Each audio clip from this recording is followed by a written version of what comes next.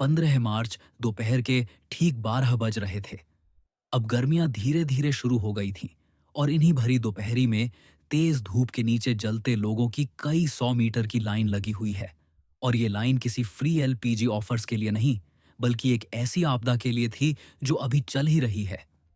और लोगों के सुबह से शाम तक लाइन में खड़ा होने का कारण था देश में एलपीजी गैस सिलेंडर की कमी।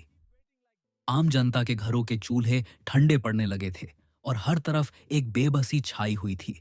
लेकिन अचानक यह कमी आई कहां से, और हमारा देश इस बेबसी में कैसे डूब गया? तो आपको पता ही होगा कि इसका असली कारण हमारे देश में नहीं, बल्कि समंदर पार मिडिल ईस्ट में छिड़ चुका एक भयंकर युद्ध था। खाड़ी देशों के बीच टेंशन इतनी बढ़ चुकी थी कि वहां के समुद्री रास्ते पूरी तरह ब्लॉक कर दिए गए थे। भारत अपनी जरूरत का एक बड़ा हिस्सा इन्हीं देशों से इंपोर्ट करता है, लेकिन वॉर की वजह से हमारे पोर्ट्स पर आने वाले बड़े बड़े एलपीजी टैंकर्स वॉर जोन में ही फंस गए थे। सप्लाई चेन पूरी तरह टूट चुकी थी और देश का गैस रिजर्व तेजी से खत्म हो रहा था। न्यूज चैनल्स और इंस्टाग्राम की रील्स पर भारी मात्रा में लंबी लाइनों को देखकर लोग और भी डर के मारे एलपीजी सिलेंडर्स को एक्स्ट्रा स्टॉक्स में स्टोर करने लगे, जिससे सिचुएशन और खराब होती जा रही थी। जिन लोगों को शादी, पार्टी एंड कोई फंक्शन के लिए एलपीजी की जरूरत थी, उनके लिए एलपीजी पाना अब किसी युद्ध से कम नहीं रह गया था। लेकिन सबसे ज्यादा घाटा तो उन रेस्टोरेंट्स और छोटे ढाबे वालों का हो रहा था जिनकी रोजी रोटी ही पूरी तरह इन्हीं एलपीजी गैस पर चलती थी। बड़े होटल से लेकर सड़क किनारे ठेले वालों तक सभी के धंधे बंद पड़ गए। कई मशहूर फूड चेन्स ने मजबूरी में अपने शटर गिरा दिए। जिन लोगों का घर दिन भर खाना बेचकर चलता था, वो अचानक बेरोजगार हो गए। बिना एलपीजी के पूरी फूड इंडस्ट्री और उससे जुड़े लाखों लोगों की जिंदगी एक झटके में रुक सी गई थी। जैसे जैसे मिडिल ईस्ट से वॉर और तबाही की डरावनी खबरें टीवी पर आने लगीं, पब्लिक के अंदर का डर अब खौफ में बदल गया था। चोरी से बेचे जाने वाले सिलेंडर्स का दाम भी आसमान छूने लगा था। गैस एजेंसियों के बाहर अफरा तफरी, लड़ाई और धक्का मुक्की अब आम बात हो गई थी। हर किसी के दिल में बस एक ही खौफ था कि अगर वॉर और लंबा चला तो क्या हमारे परिवार भूखे रह जाएंगे। पूरा देश एक डर और खौफ के काले साए में डूबता जा रहा था। जब हालात कंट्रोल से बाहर होने लगे, तब दिल्ली के पावर कॉरिडोर्स में इमरजेंसी अलार्म बज उठे। रात के वक्त प्राइम मिनिस्टर ऑफिस पीएमओ में एक high level top secret meeting बुलाई गई। कमरे में देश के प्रधानमंत्री, national security advisor, international minister, navy chief और टॉप ऑफिशियल्स मौजूद थे। टेंशन इतनी थी कि सन्नाटे में सबके दिलों की धड़कन सुनाई दे। पीएम का ऑर्डर एकदम क्लियर और सख्त था।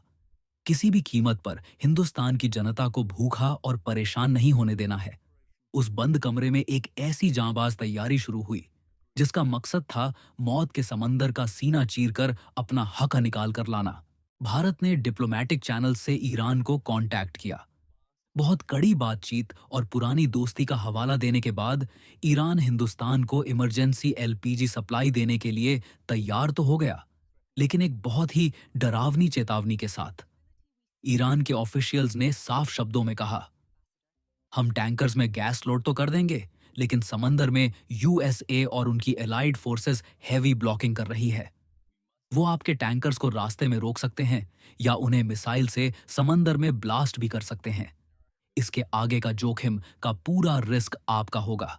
इतनी बड़ी धमकी भरी वार्निंग सुनकर भी इंडियन अथॉरिटीज के चेहरे पर डर की एक शिकन तक नहीं आई। भारत ने बिना किसी हिचकिचाहट के निडर होकर अपना बोल्ड और बेबाक जवाब दिया, आप बस हमारे टैंकर्स में गैस भरिए और उन्हें समंदर में उतारिए। एक बार टैंकर पर हिंदुस्तान का तिरंगा लग गया तो उसकी सुरक्षा की पूरी जिम्मेदारी हमारी है। समंदर में सुपर पावर्स की नेवी को कैसे हैंडल करना है, ये हमारी इंडियन नेवी बखूबी जानती है। ये छोटा सा जवाब नए भारत के गुरूर और ताकत का सबसे बड़ा सबूत था। और यहीं से आगाज हुआ मिलिट्री हिस्ट्री के सबसे जांबाज और हाई रिस्क समुद्री मिशन का, ऑपरेशन ऊर्जा सुरक्षा। ये सिर्फ एक गैस ट्रांसपोर्ट मिशन नहीं था, ये देश की एनर्जी सिक्योरिटी और हमारे नेशनल प्राइड का सवाल था। इंडियन नेवी ने फौरन अपने सबसे घातक स्टेल्थ डिस्ट्रॉयर्स, एडवांस्ड फ्रिगेट्स और अटैक सबमरीन्स को मिसाइलों के साथ समंदर में उतार दिया। टारगेट एक ही था, दुश्मनों के इलाके में घुसकर अपने एलपीजी टैंकर्स के चारों तरफ एक ऐसी लोहे की दीवार बनाना जिसे तोड़ने की हिम्मत कोई सुपर पावर भी ना कर सके। मार्च 24 की वो काली, घनी और बेहद शांत रात थी। ईरान के पोर्ट पर पिन ड्रॉप साइलेंस और एक मौत जैसा सन्नाटा छाया था।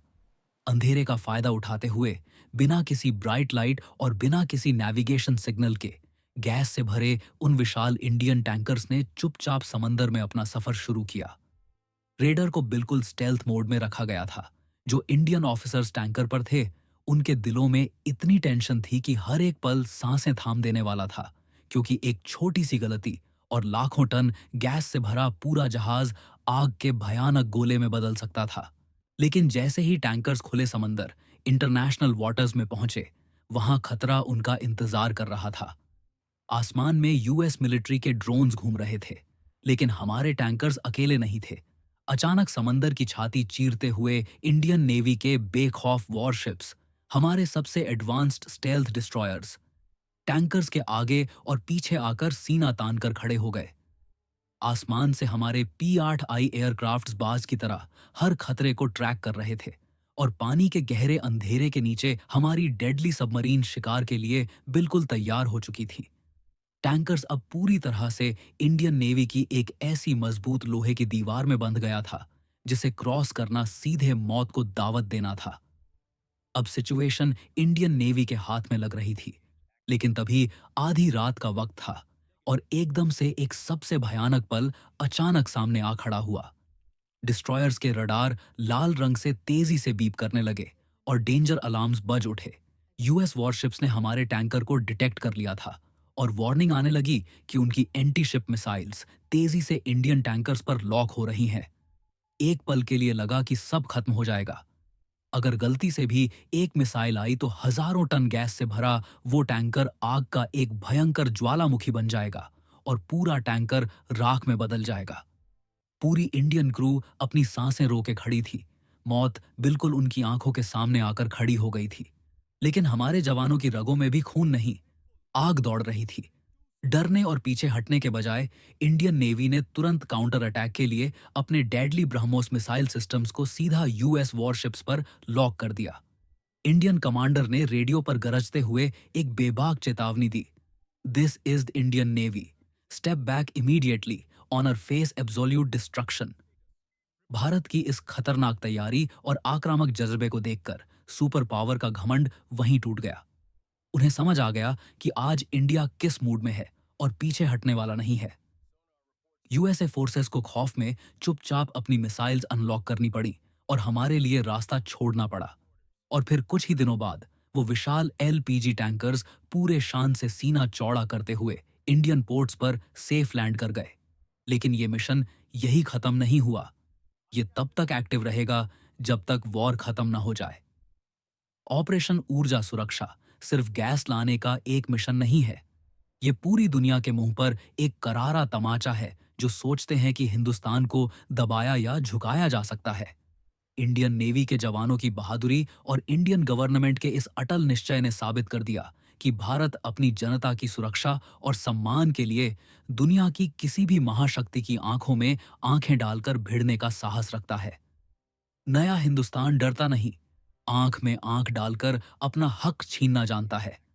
आज हर भारतीय का सीना इस बेहिसाब गर्व और जज्बे के एहसास से चौड़ा है कि हमारी ताकत के आगे अब दुनिया की सबसे बड़ी ताकतें भी सर झुकाती हैं।